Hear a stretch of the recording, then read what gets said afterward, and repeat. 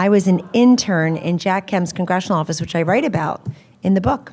And Charlie, of course, had a big job there. He was an important person. I was the intern, and I learned in 1987, in the fall of 87, when I was Jack Kemp's intern in his final congressional term, but he was running for president at the same time, too. I was the foreign policy intern. And I learned then what I tell young people all the time now, and I want you to pass it along. You're all young, but you can pass it along to the younger set as well, and it's learn to accept the word no more often than you say it. People say, Kellyanne, how did you do this? How did you do that? So I'll go all the way back and I'll tell you.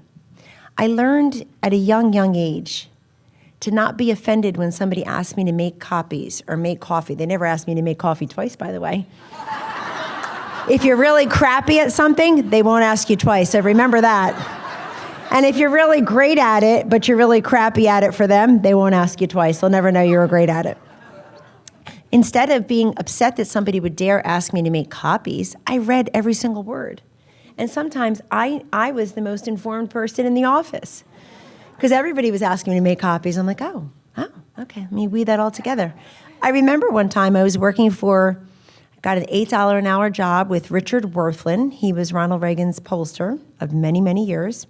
And when President Reagan won in 1980, Dick Worthlin opened up a big suite of offices in the Washington, D.C. area in McLean, Virginia, and stayed on as President Trump's pollster. That's me.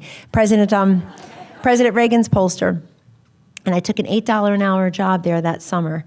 And I remember seeing after nominee George Herbert Walker Bush, going for Reagan's third term, nominated or chose Dan Quayle as his running mate, and somebody had written Quail.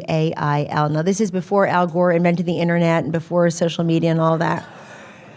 So I froze. I said, well, I know that's not how you spell it, but should I tell someone? Wouldn't they want to know, or would they be upset that I kind of embarrassed them by,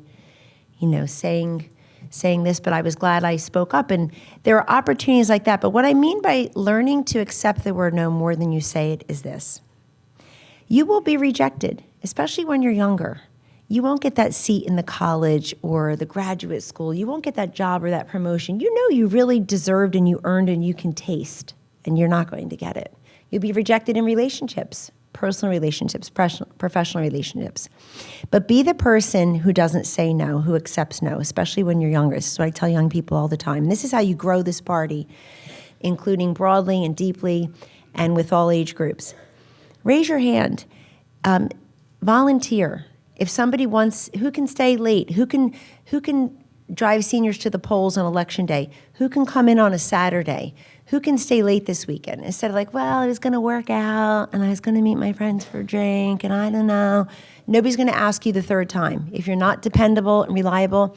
And the chance is that whatever the crisis was that would have necessitated you being there for that extra night or that extra weekend, sometimes it just passes.